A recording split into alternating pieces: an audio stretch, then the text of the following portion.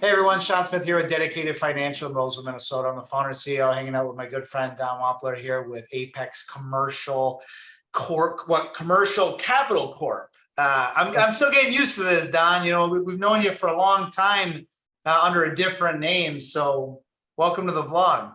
Thank you. I'm getting used to it myself, believe me. How far are we into this name change complete? Because I know there was one portion that was already Apex, but now even the leasing side has moved under Apex, right? But both companies are fully integrated here, at our company location for the last 3 months since we launched. We're finalizing things like the website and the emails and getting all that out there. But we're pretty much in the swing of it being Apex Commercial Capital and branding ourselves and sending our marketing out that way. So it was a little bit of a strategy of getting away from the word lease actually on the equipment finance side, because again, our industry has gotten away from leasing and doing more equipment finance agreements, and you don't want to pigeonhole yourself into those leasing. So between the two, and then Apex is a long-standing name on the mortgage side, Apex Commercial Mortgage. So it was a nice transition to Apex Commercial Capital. Well, congrats on just I know it was probably stressful on just getting everything dialed in under Apex, but I think it'd be great just with Dedicated's reach into the fintech side and other forms of commercial finance. There may be some folks out there. I assume everybody knows you. You're such a likable person, but just maybe give people your background, how you came up in the commercial finance industry, ended up the CRO over at Apex. Sure. Yeah. So I started, I was 19 years old. I got my first job in banking. I was working in the maintenance department, actually down in the shredding area back when we used to only have one shredder for for the whole bank. Wow. So my job was shredding all the paper and making sure the supplies, doing the supply counts. And they had a credit trading program back then. It's most small banks and even larger banks had at the time. And I got a chance to do a 6-month credit rotation where you learn credit during the day and then kind of rotate through departments, and just enjoyed lending from day one. I enjoyed the part of reviewing the credits, but I enjoyed more of the going out and meeting individuals in our town. It was a small 14 branch bank that I got started with, and then I bounced around a couple banks and got started in leasing at Cannon Financial, their captive, and then went from there and been here now since 2006. I started here in 2006 to run the broker department, and 2008, 2009 financial, that everybody was going through with the recession, and we started doing a little bit more on the direct side, and then went back to doing the indirect side, and kind of have held a bunch of different positions here, but enjoy my role now of going out and finding new business and marketing for Apex Commercial Capital. Your true title is Road Warrior. I don't, people say I travel on, and everywhere they go, they see me, which I'm starting to get less of that. People are now, Mrozak's coming back all the time saying, people are asking where you're at. And I'm like, I'm not everywhere for a change. So it's like, not that I don't like a little bit of travel, but the 30 plus trips a year, it's a grind, especially with your family, as you know. So yeah, I'd love for you to jump in then. Okay, so you take over here, CRO at Apex.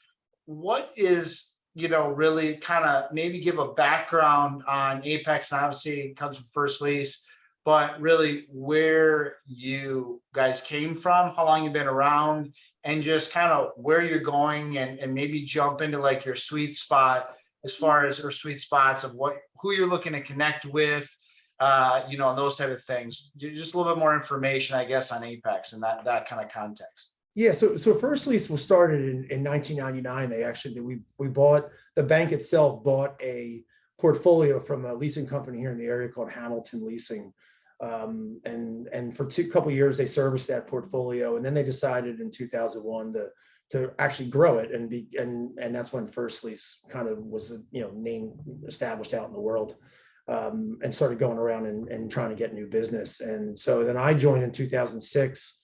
And our focus has always been small ticket, typically 250,000 and under. We go up to $500,000, but really the majority of the business that we do is 250 and under. Majority of it's indirect. So it's with the brokers, around the country. We have a couple small niches and with some vendors and some relationships, but our main niche is, building that broker business. And most of that business is actually 100,000 and under, to be honest with you. But we recently just actually acquired some talent from a bank that was local to here that got bought out by another bank. And so bringing that group on has really grown our broker business. So we have this real big focus on growing that indirect side and those relationships that come with it. And then, we continue to focus on the vendor relationships that we've established, in certain industries that, again, we've got some industries like stenography and, wire processing, packaging, a little bit some medical niches. That's our kind of our core business. And then the other side, the mortgage business is, for those that, again, I've never really kind of talked to about what we do on that side. We do subprime commercial mortgages. So we kind of bridge the gap between, what a bank won't do traditionally on a commercial mortgage side, all the way up to kind of where the hard money comes into play, the guys that are doing the real tough loans. So, we try to bridge that in between. We're either taking somebody out of a bridge loan or a hard money loan, and handling them for a few years before they can become bankable, or maybe somebody that just falls outside that bank reach. And, there we do deals up to about $1.5 million, on that side. So that hard money is a little bit different than the hard asset lending I'm thinking about. That's hard to pay back money that you're taking them out of and getting them into a better deal. Or yeah, it's somebody that either has a property it's less than desirable, or maybe just their credit is to that, then that low, where, again, they have to go to somebody that, they're going to pay, double digits, 12, 15, 20% interest to pay back.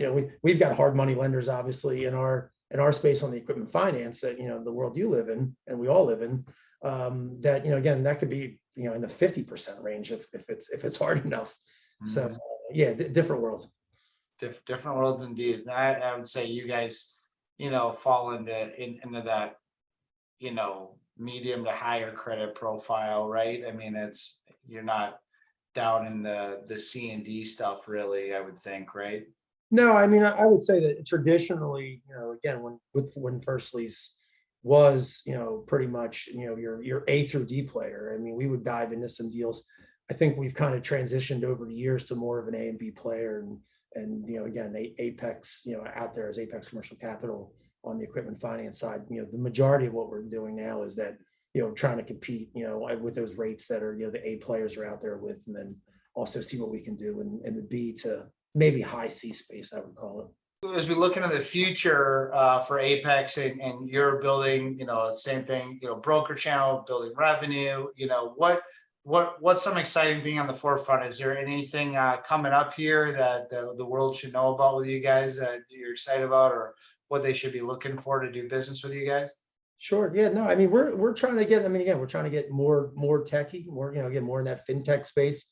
Trying to figure out how do we compete on that, instant approvals and quicker turnaround times, and and also be able to continue to offer great rates out there in the industry.